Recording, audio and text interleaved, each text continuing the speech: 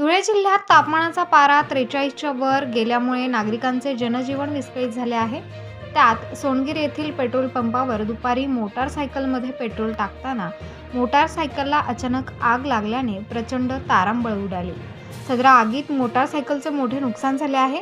तरी नागरिकांनी कडाक्याच्या उन्हापासून वाचण्यासाठी 11 ते 4च्या दरम्यान बाहेर निघू नये, काम असेल तरच बाहेर निघावे असे आवाहन प्रशासनातर्फे करण्यात येत आहे।